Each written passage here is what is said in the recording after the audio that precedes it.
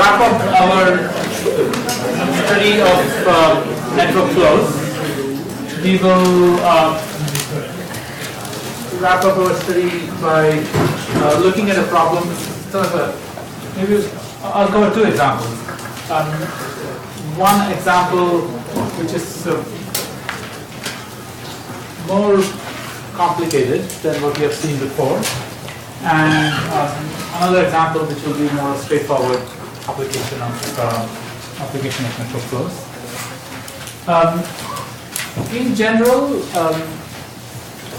so we will wrap up our study, and then we will start looking at perhaps the last piece, basically the last piece of this course, on which we won't be able to dwell much, but we will start talking about how certain problems are intractable, what does it mean to establish lower bounds for problems. We will look at the P versus NP problem and NP completeness, so this will spill over to the next class as well. Okay, so let's look at two examples. Let me start again, just to set the context. We know how to solve the maximum flow problem.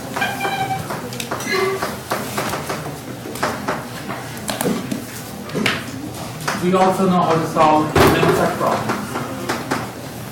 Okay, maximum flow min cut, and by here I mean min ST cut.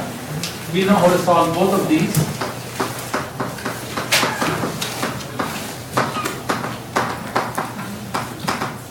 Polynomial time, and routinely we will want to solve other problems which are not explicitly max flow min cut problems. We will want to solve other problems, and the way we will do it is reduce to max flow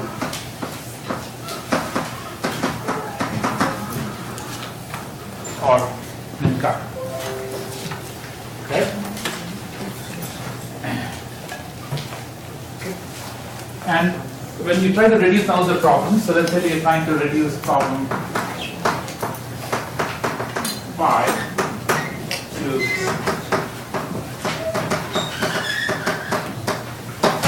max flow. That means, how would you do that? Given an instance of phi,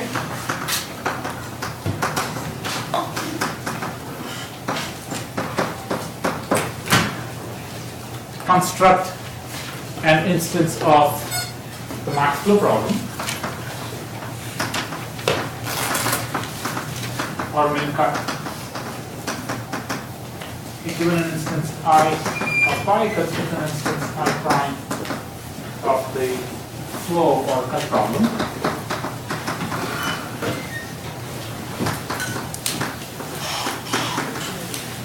Such that the solution to instance I corresponds to a solution to the max flow in instance I prime. Such that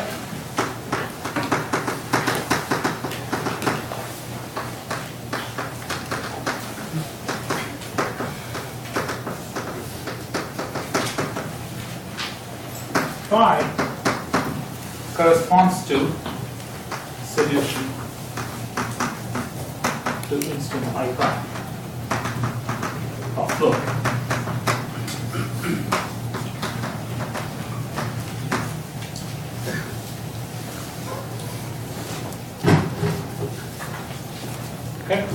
Okay, so let's do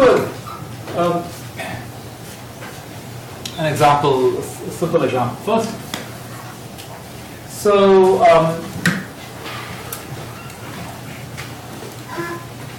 let's say we have the following situation. So let's say we had you were given we're trying to organize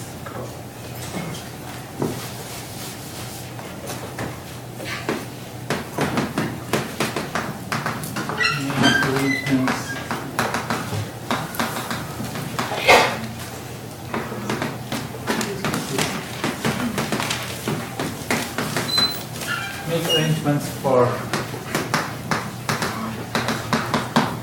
party.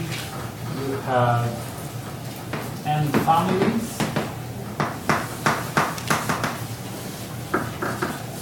With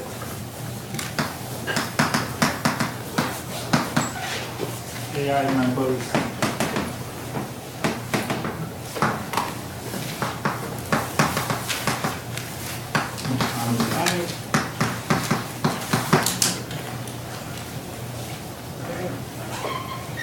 and let's say and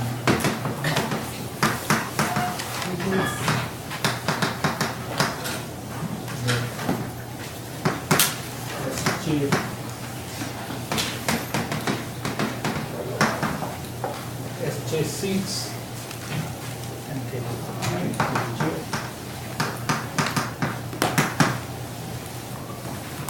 Okay. So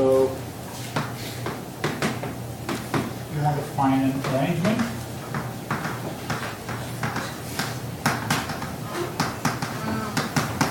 Or a seating.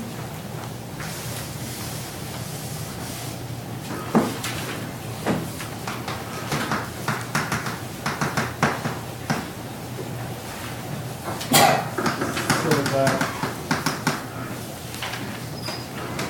no more than 2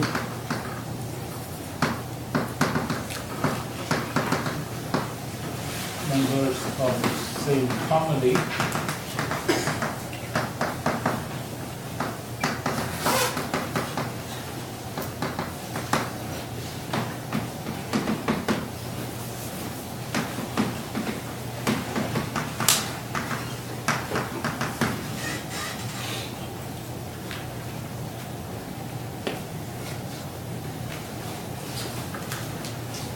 Okay, is the question clear? So you have a bunch of, this is just an example. So you have a bunch of families, AI members in family I, M tables with capacity for each table, the number of seats on each table is Sj, and you want to see whether such a seating exists. If it exists, you want to return it. If it doesn't exist, you want to say there is no such seating. Okay? Find a seating so that no more than 2 members of the same family sit at the same table.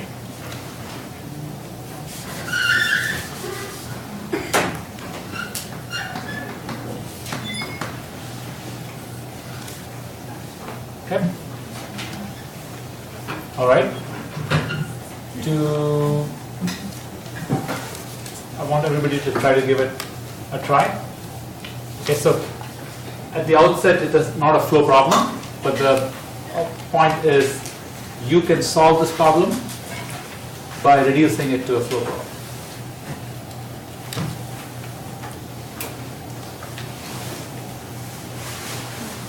Okay, so construct a graph such that a flow in that graph corresponds to a valid seating arrangement here. Okay? And somehow the max flow will tell you whether a seating arrangement is indeed possible.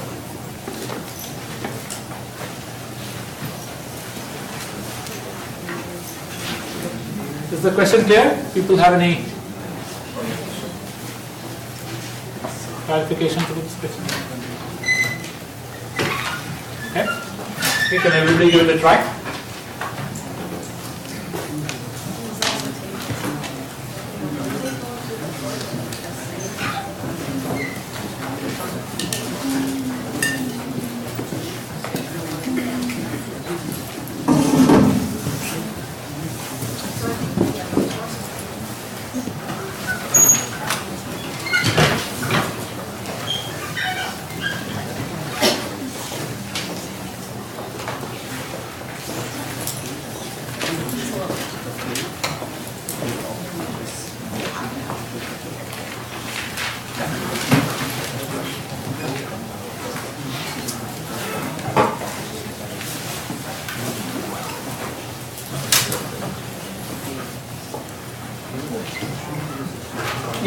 AI greater than 1?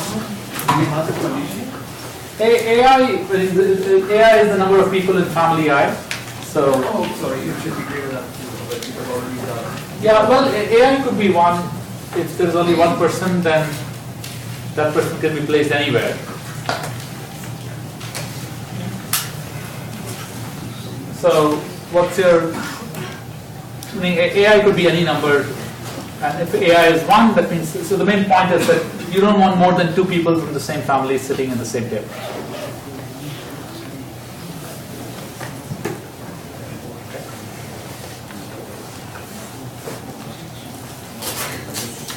You have a question? Yeah.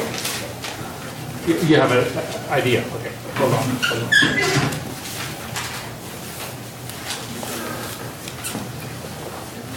Okay.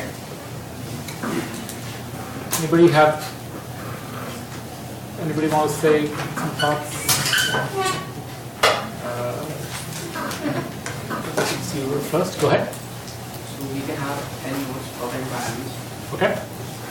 And then at the right hand side, at the B side, we can have the m tables. Okay. We can have a common source and a common set. Now, So I think so. When you approach a problem like this, here we are trying to match one kind of item to another kind of item. So it's natural to think of in the context of a bipartite graph. So we could have families here, tables here.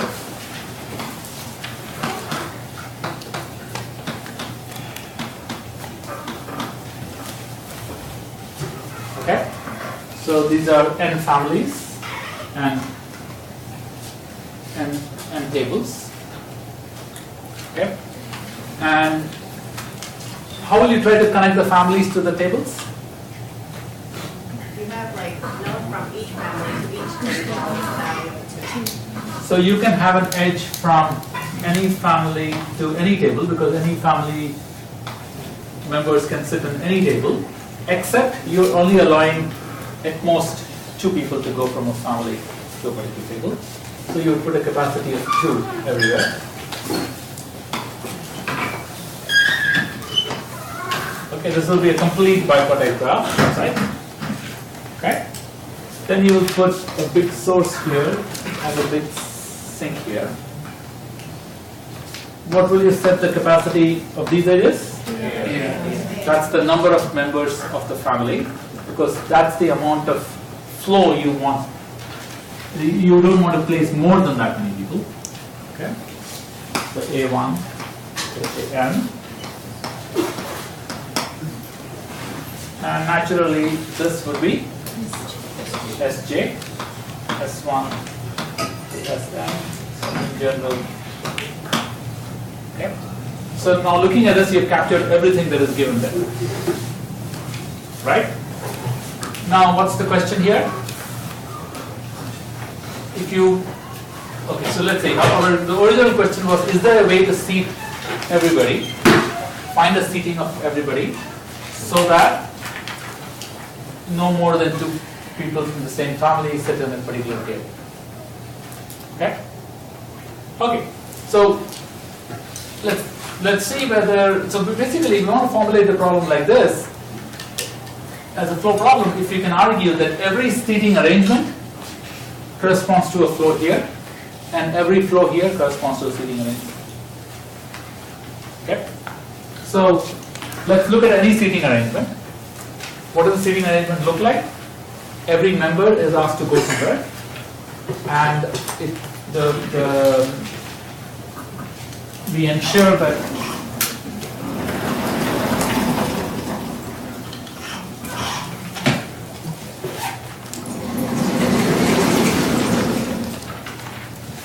okay.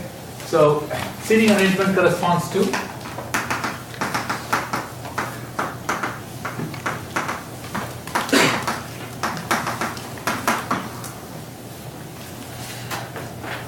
okay, so every seating arrangement has this property that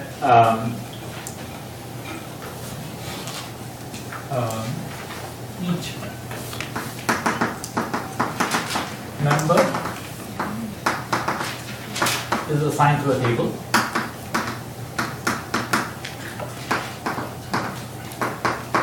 Okay. So if a family member, so let's say we have family I. Family I, it has AI members, right? Then you will say, okay, one member goes to table 1, 2 members go to table 2, 2 members go to table 3, 1 member goes to table 1, sorry, 5 or something like that. Then this would correspond, we want to capture this as a flow. So this will correspond to a flow of 1 going along the edge, along the ith edge and to table 1. Flow of 2 going along the ith edge to table 2. Flow of 2 to table 3. Flow of 1 to table 5. Okay? So in particular, if let's say Xij members of family I sit at table J, what do? This is our source. We have this edge. This is our ith family. This is our JF table. And this is our sink. Okay. So if Xij is flowing, Xij members of family I sit at table J, then we have a flow of Xij going from here to here to here. Okay, and it satisfies, and you do this for every I and every J. It satisfies capacity constraints because the total number of people that are being seated is AJ. However many people were allowed to sit, it can't be more than, sorry, not more than AI. Every edge is going to carry at most 2 because supposedly the seating is a valid seating. This, all the flows that come through will add up to at most Bj because Sj, because that's the capacity of the state. So every seating corresponds to a flow, and similarly you can argue that every flow corresponds to a seating. Okay, but you will be able to satisfy everything only if all the capacity constraints are met, right? So that means a valid seating arrangement is possible only if everybody is able to be seated.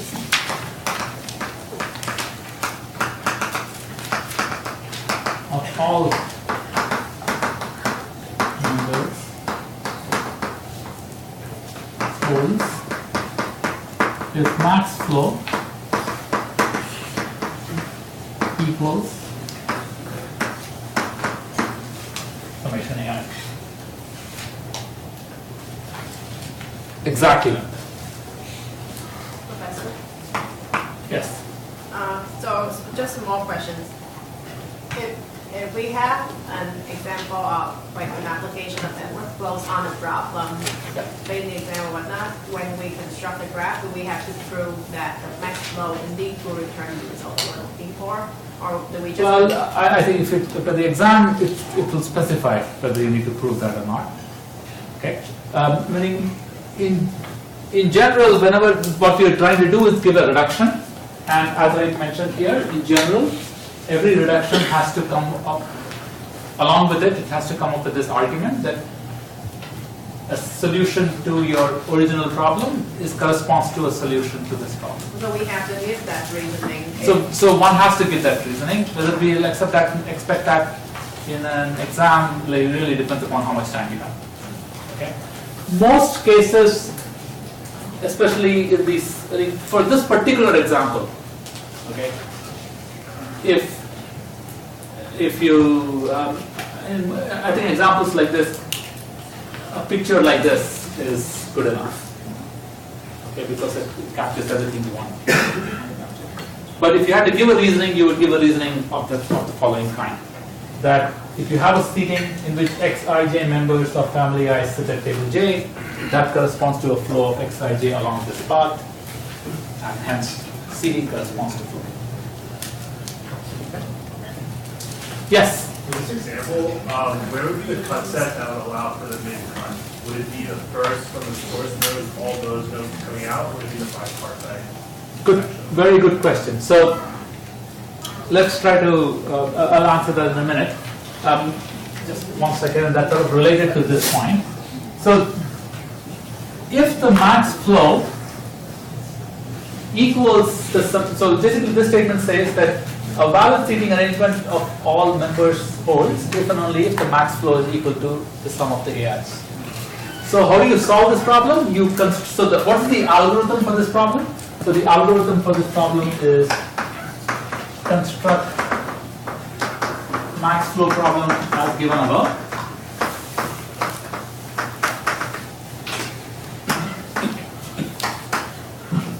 If max flow equals summation of AI over all I, then how do you return the seating? Then you simply return the seating as follows. Then return following seating.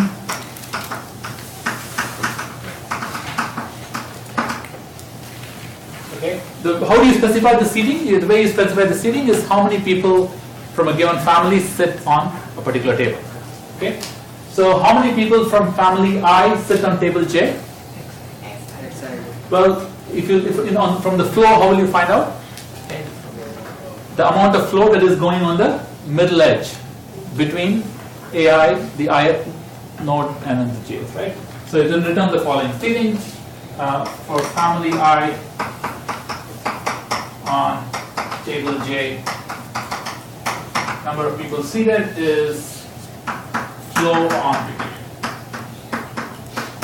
edge from I to J. Okay, by this I mean the ith node here and the jth node. Okay, so that's the algorithm. If max flow is not equal to Ij, then you would say no seeding of all members possible.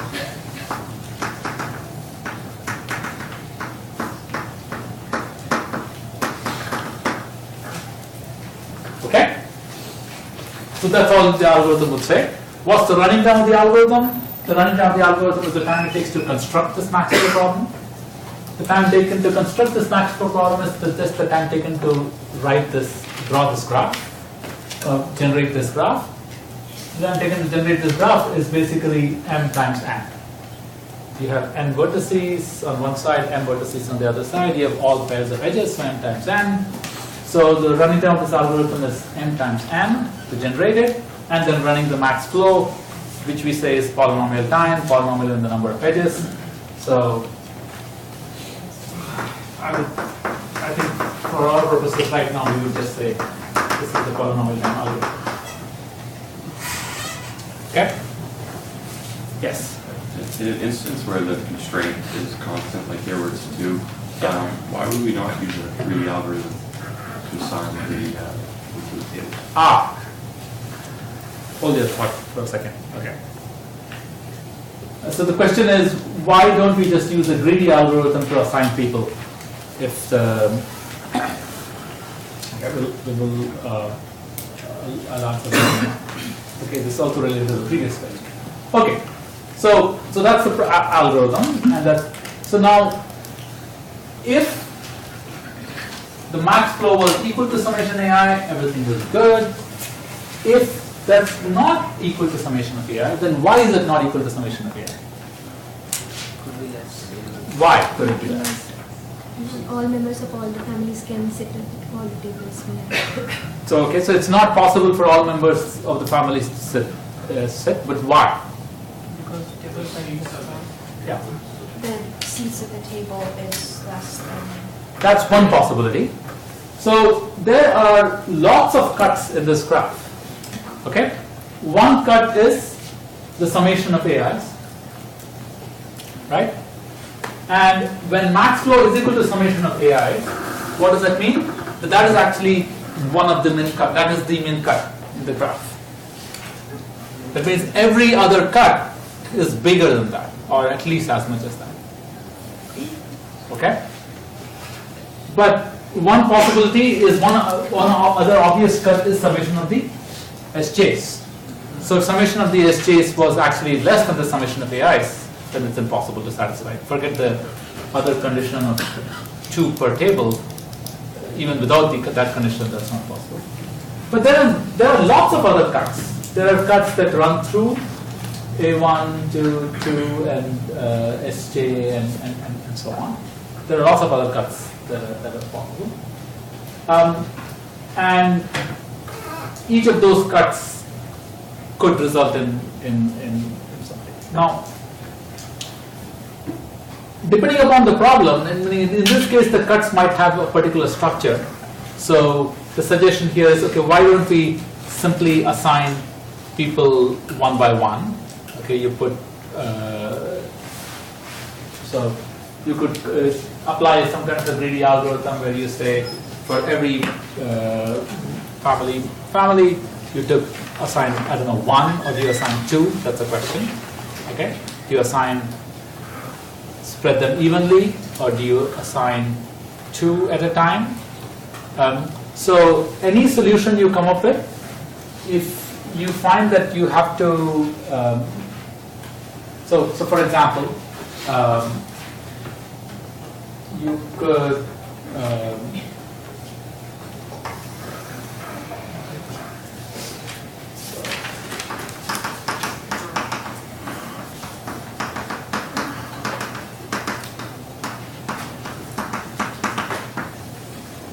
alternative approach could be you take all your members of a given family and you split them into groups of maybe just individuals, and then you just keep filling them up into their locations, subject to the constraint that you maintain your bound of at most 2 per family. Okay. And so something like that strategy could also work. Okay, so.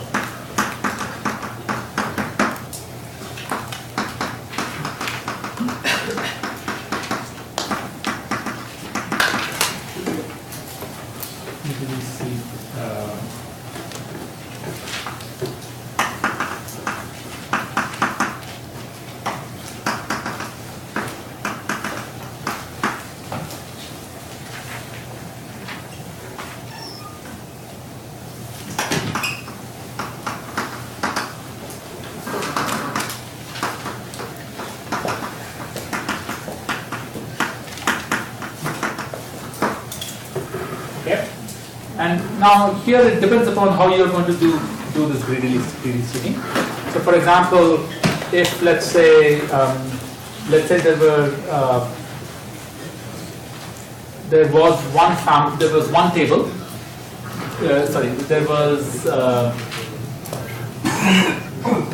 There were let's say 5 tables, and there was one family which had 10 members, then you know for sure that at least 2 need to be seated in each of those. If in your greedy procedure, before you did that, you filled some other table with other members, then you have a problem. So you'll have to make a change. So there may be a greedy algorithm possible in this simple scenario where everybody can be actually potentially seated anywhere, but if you find that you are trying to backtrack to fix any problem, that is similar to trying to run a max flow on this problem and then trying to reverse the decision that you're making. Yes? What kind of situation though would you actually backtrack? For instance, let's say you have the situation down there, and you got a 6 table. Yeah. So, the first 4 get 2 people, tables 5 and 6, each get 1 person. When cycling through that, let's say with the next family, if there's seats available, then add. If not. No, so let's say this had 3 seats available, And before you consider this family, there were 3 other families that you considered. You put 1 from each of those families in here. Now the table is fixed, is full. But this family needs to put 2 there, right? So you, in reality, you've got to consider this family before you came up to that. Okay. So perhaps there is a different order in which you could do. Okay. But all I'm saying is, it's not obvious that there is a clear order. And if you think of it in terms of flow, then it's obvious. Right? The other advantage of the flow is you realize that if you change this problem and it was that maybe there was a different condition that you have no more than CI members of family I sit at the same table. That's trivial to satisfy. You can just change all the 2's to CI. Or if there was some other constraints that this table of this size cannot have such a family or something. So you can, the nice thing about flow problems is it captures many different constraints, many of these capacity kind of constraints. Okay, there were a few questions here. There was a question here in the front row. This is just letting you track, like, if a particular seating arrangement is valid, but it wouldn't generate a seating arrangement. No, it does. Oh, it does?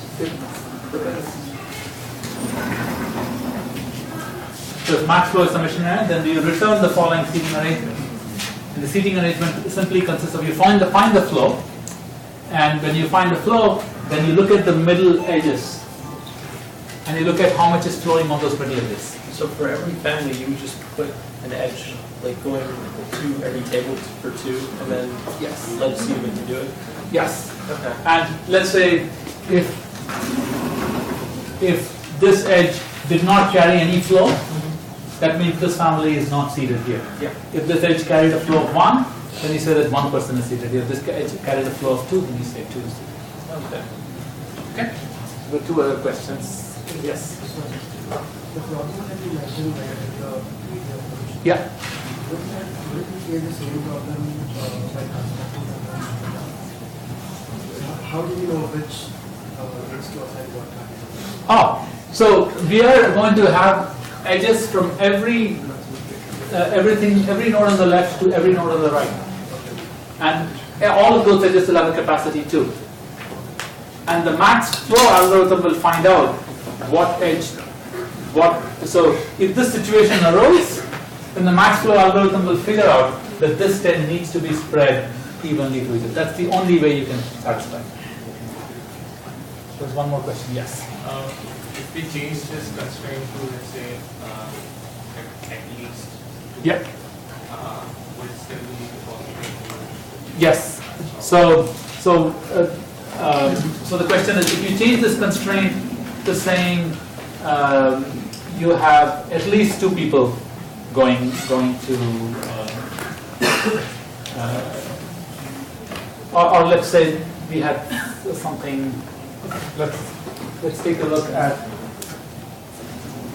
slightly different version. You can satisfy all different variants.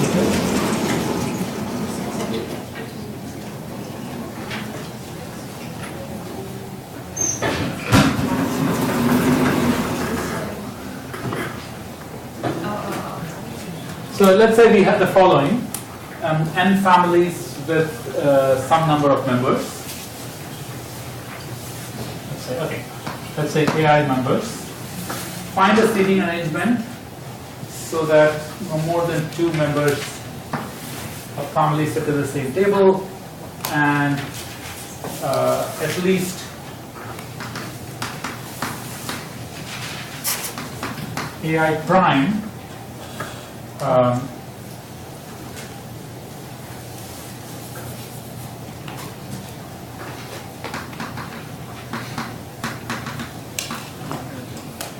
members are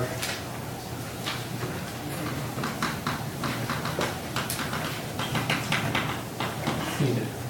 And it depends actually. So let me say general things, a general comment, and then I will say something specific about this. In general, flow problems with both lower and upper bound can be solved.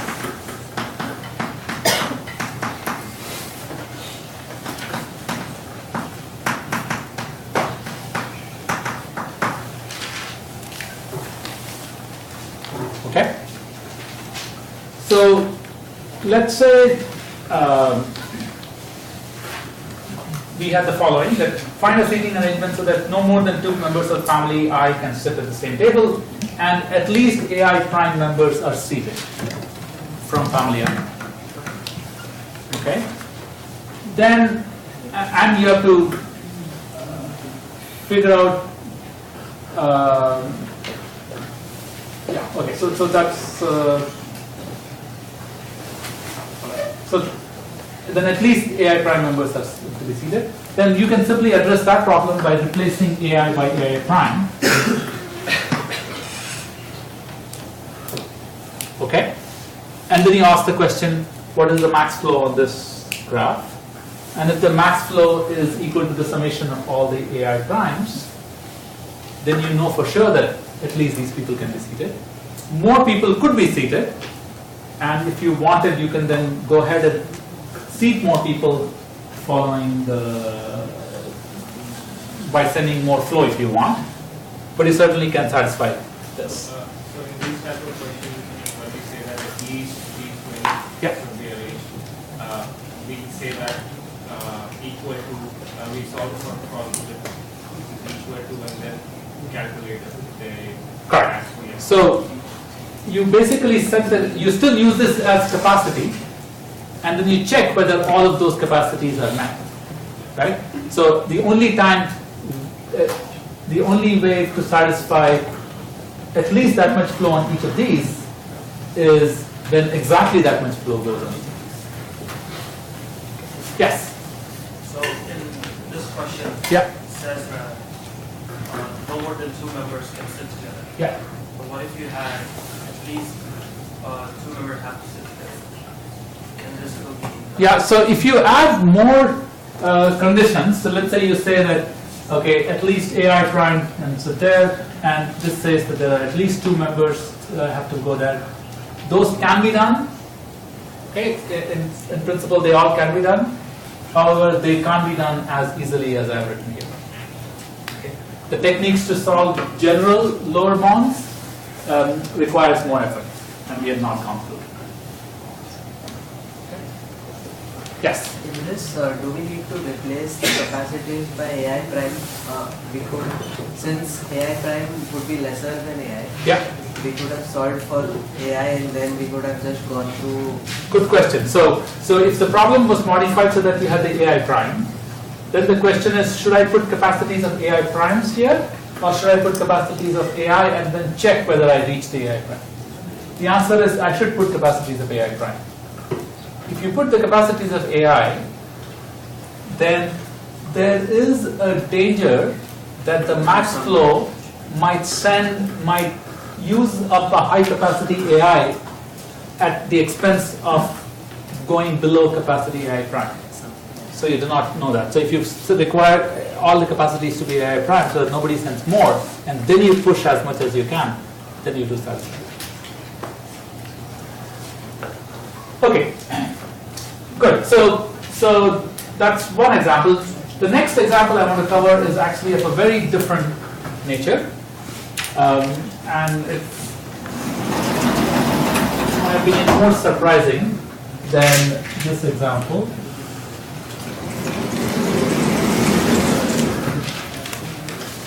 That we have covered.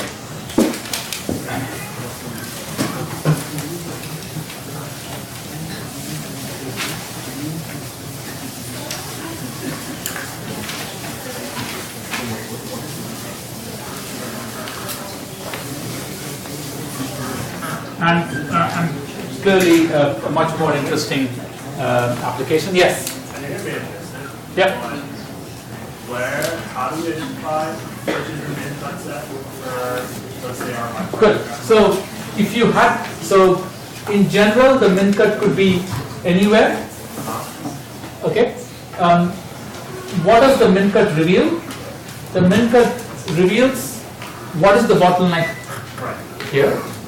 So let's say if you solve the max flow and you find out the max flow is summation of AI, then if you had to find the min cut would be equal to that thing. From the source to the... Some source to this. Because there is enough capacity everywhere else. If you find out that the max flow is not equal to summation of AI, then the min cut would be somewhere else. And when if you were to solve the max flow using Ford-Fulkerson or whatever algorithm, at the end, when you are not able to push any more flow, it will show you which side is disconnected from the rest. And that collection of edges will be the min cut. Exactly the meaning of that here would be a little less, it might be of this kind, where you might say, the reason you have not able to do it because there is one family that has more than twice the number of, whose number of members is more than twice the number of tables. So that would be an explanation for it. Okay, so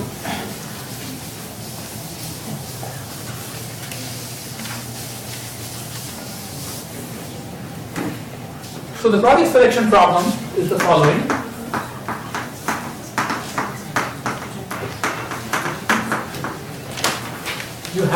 You're given a directed acyclic graph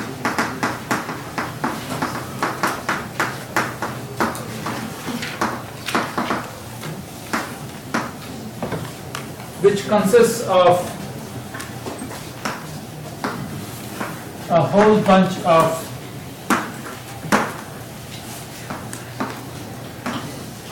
projects with dependencies between them, but no cycles. Okay? You have a bunch of projects with dependencies between them, but no cycles. And for each project, you are told what its benefit is, which is, or let's say what its profit is. Okay, so for each project,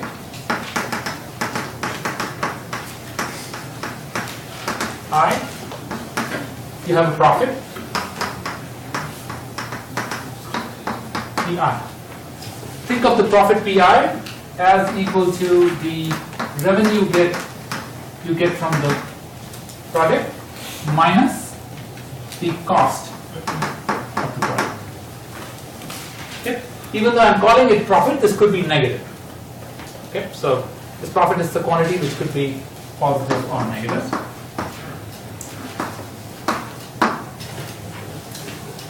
Okay, so now the goal is to determine what set of projects you should do so as to maximize the total profit.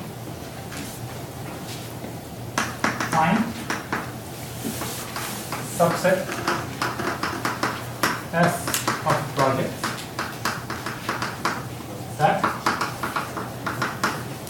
maximizes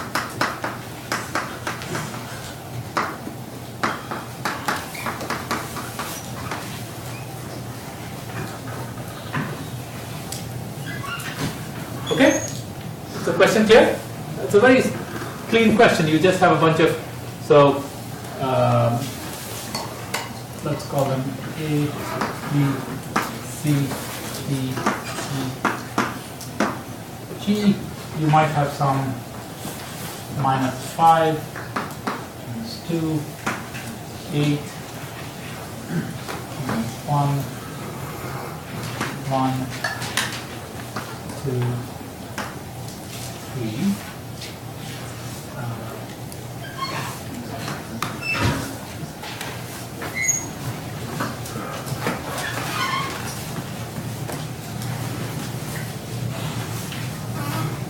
Okay, so this could be your set. Necessarily you have only one source. No, right now there is no, yeah, it's not necessary, there could be many sources. Okay. Yeah. Okay, so in this case, let's see, 10 plus 313, 14,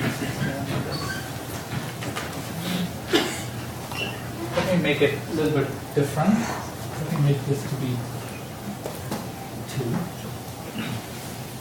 Okay? Okay. So one option is for us to do all the projects. If you do all the projects, you get a profit of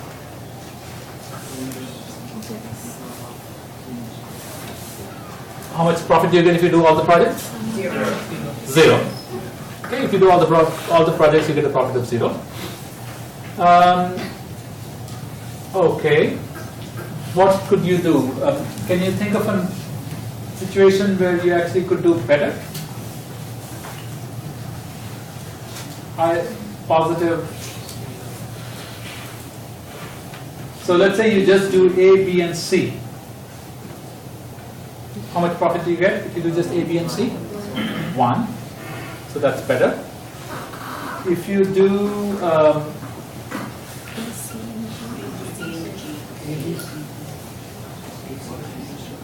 you can't do A, B, C, and G because before you can do G, you have to do an F. You have to do F.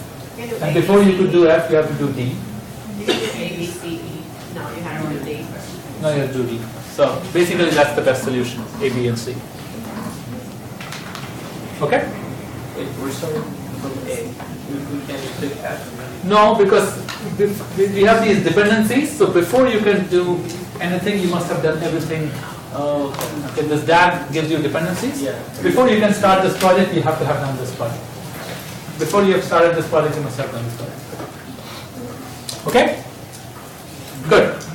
So the outset, again, this problem doesn't, I mean, you can think of trying to do some kind of greedy, but greedy runs into the risk of trying to, at this point, look at, this is the first project you would do. How will you decide to pick it without knowing what the benefits are going to be later on? Okay, so, there is no obvious dynamic programming approach as well because there are just too many edges. If there was a tree-like structure, we might be able to do some kind of dynamic programming, but there are just too many dependencies here to do the dynamic programming in a particular order. Okay, so it turns out that this problem can be solved using min-cut. Okay, using a reduction to the min-cut problem. So what we will try to do is we will formulate a flow cut problem. So we are going to add a source, we're going to add the sink, and such that a min cut in the graph corresponds to an optimal subset of projects that you can use that maximize the best. Okay, so cuts correspond to selections, and the cut value somehow will tell us that you get a maximum. Okay. Okay, so let's try this.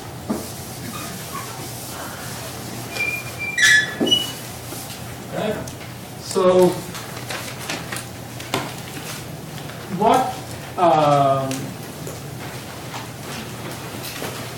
we do is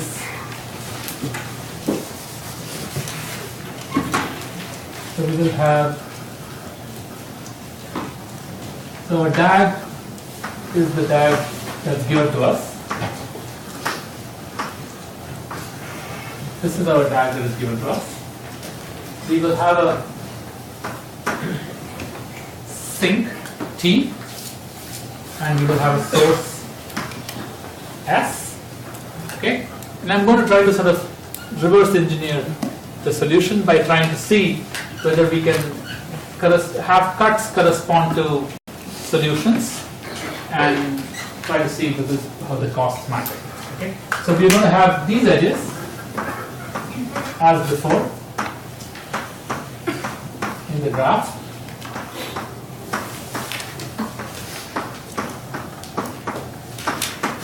That's it. Those are the edges of the DAG. They are as before. We will attach.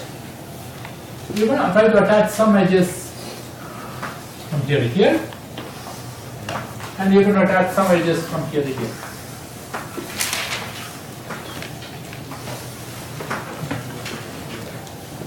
Okay, and the cut will basically consist of S and some of the projects, and T with the remainder of the projects.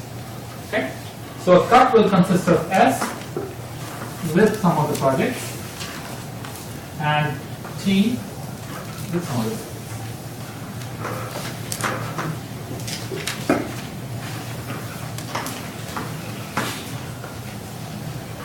Okay? Good.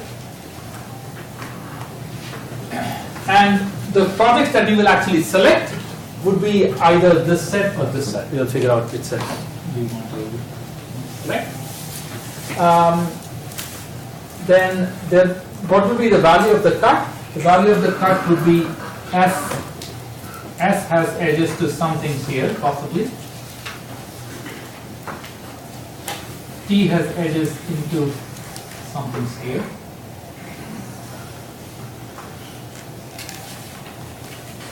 Possibly. Okay.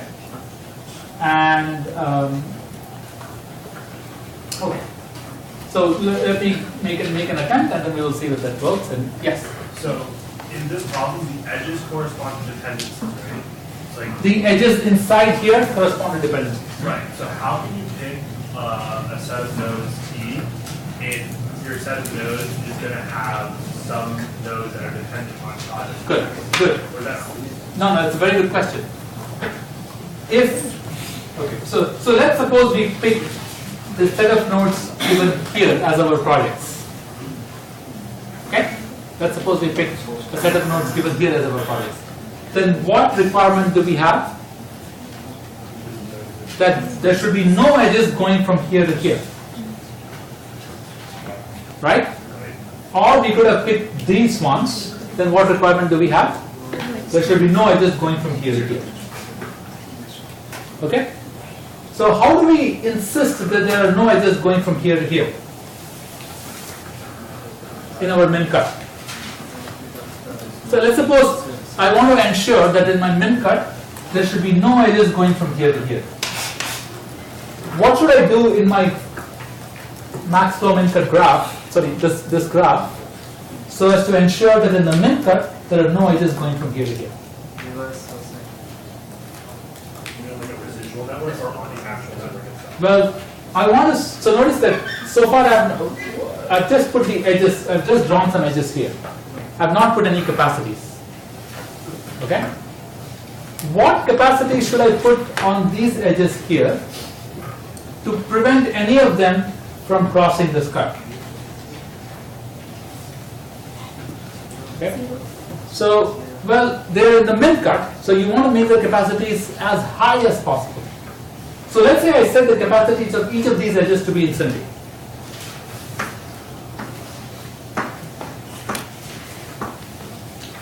If I set the capacity of each of these edges to be infinity, will there be any edge crossing the cut here?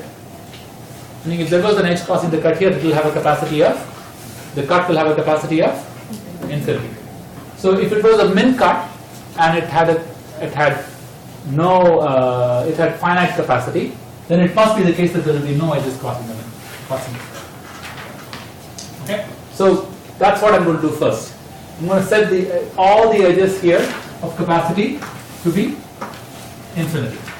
That means when I calculate the min cut in this graph, there will be no edges crossing from S side to T side. Okay? What does that mean? That anything that has a predecessor would be done right there. There will be no task here which will have a precedence here. Because if there was a precedence here, then that would have had an edge of capacity. Okay? So that's the first thing I will do. Right? So let's suppose these are the tasks that the projects that I really want to do. Okay? So if these are the tasks the projects that I really want to do, then and remember, okay, so let me try to do the following. The edges going from S to these projects, I'm going to, and then there are edges going from here to there. Okay? So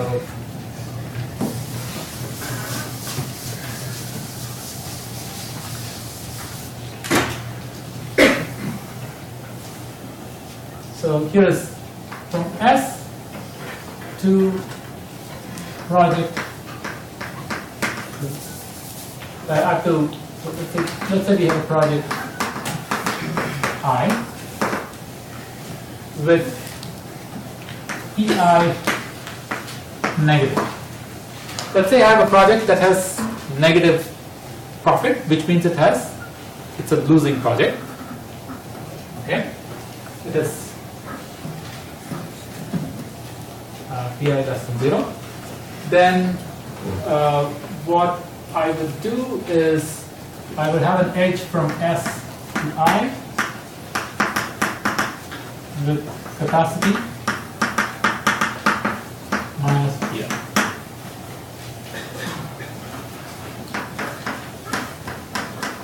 If I have a project I with PI positive, that means it has positive profit, then I will have an edge from I to T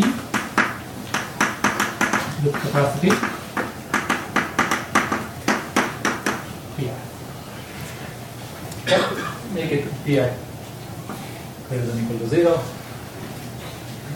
If you have an edge I to J in the DAG,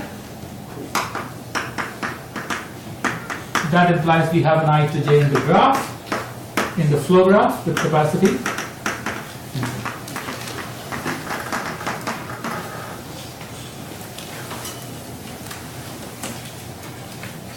Okay? So this is my construction. Okay. So if this is my construction, then let's let's pay our attention to this cut that we are looking at. Okay? S on one side with possibly some projects on this side, T on the other side with possibly some projects on the other side. Okay? And so let's call this set S, let's call this set T. What is the capacity of the cut here? What is the capacity of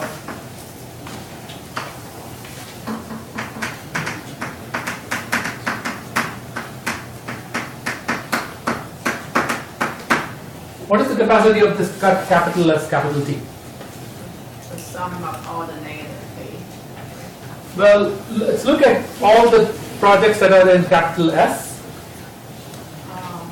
So all the projects that are in capital S, we have edges going to T, right? So let's write it down.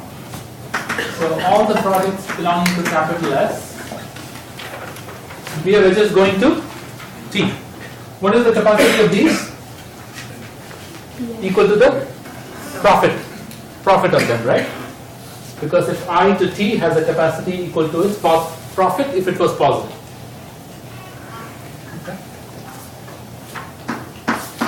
PI. Okay, these are all PI greater than 0. These are all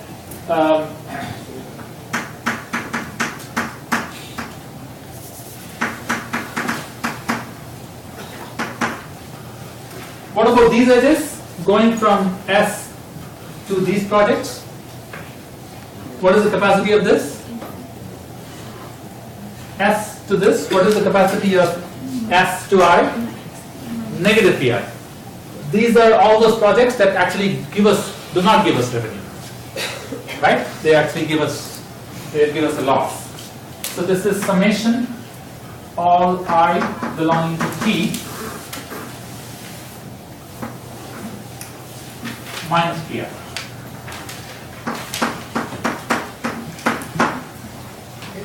These are all PI.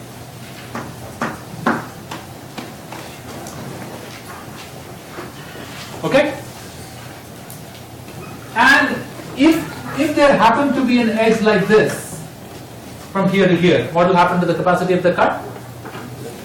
Infinity. Okay? So if this cut is indeed finite, this edge won't be there. There would be no edges. Okay? So that is the capacity of the cut, ST. So everything that is on the S side, we are adding up its profit. Everything that's on the T side, we are adding up the losses. Is that clear? Everything that is on the S side. So the S side has something, sorry. Everything, all the projects that were on the S side, which were positive profit, we are adding them up. All the profits that were on, all the projects that were on the T side, that were giving us a loss, we are adding their losses. So that's what this is. Okay? So let's try to understand that. I'm going to try to claim that if you try to minimize this, then you are picking those projects that are maximizing your gain.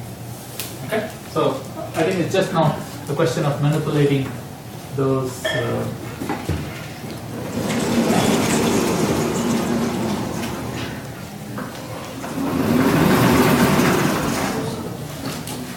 So I'm going to start with that, and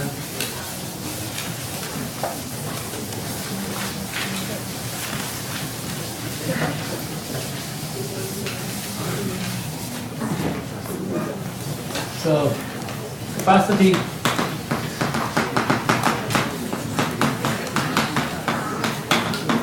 of cut ST is equal to all I belonging to S which have Pi greater than or equal to 0, Pi, plus all I belonging to T, Pi less than 0, minus T. Okay? Good. Okay. So, if you choose to do, if we choose to do all projects in, if we choose to do all projects that lie in T, how much do we pay if we choose to do all the projects that lie in T?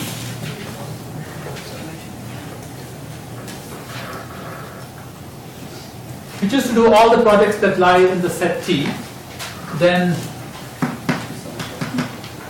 we obtain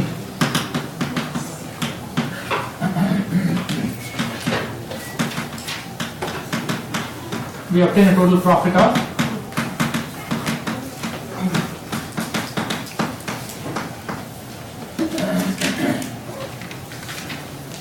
summation Pi I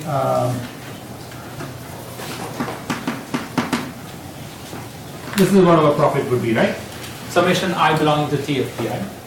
This we can split into two parts.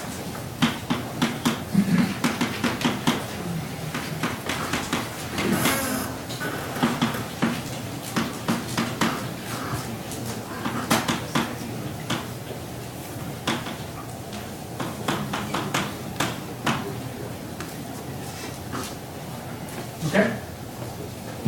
So we can split this as two parts. This part corresponds to the negative of this part. Okay? This part corresponds to the negative of this part. If you compare this and this part is the same as all the positive profit items in all the positive profit projects minus this, right?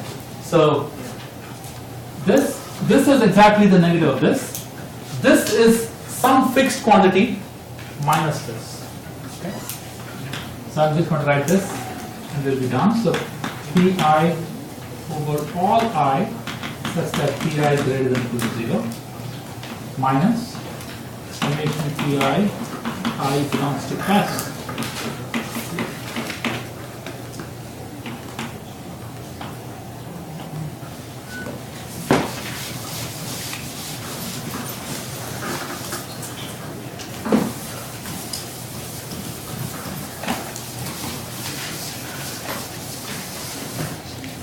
I'm not going to write it here. So I'm going to split that into two parts. That is Pi all I such that Pi greater than or equal to 0 minus Pi I belongs to S Pi greater than or equal to 0, then minus here I belongs to P. Okay, this quantity I have written it out like this, put a negative here and a negative here.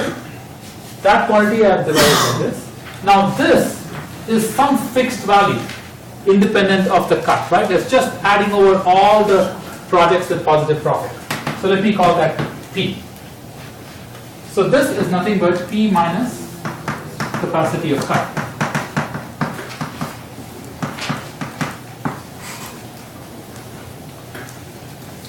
Okay, so what we have shown is, if you give me a cut, and if I decide to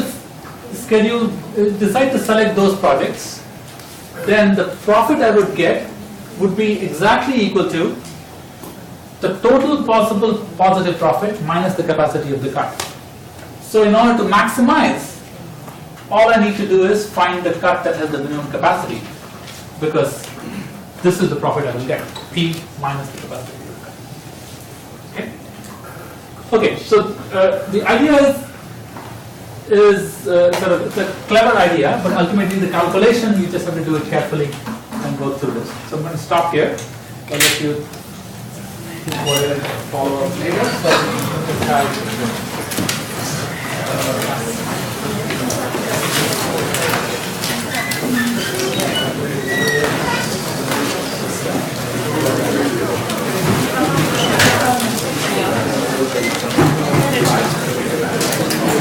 so I'm going to hand out the quiz so that people can.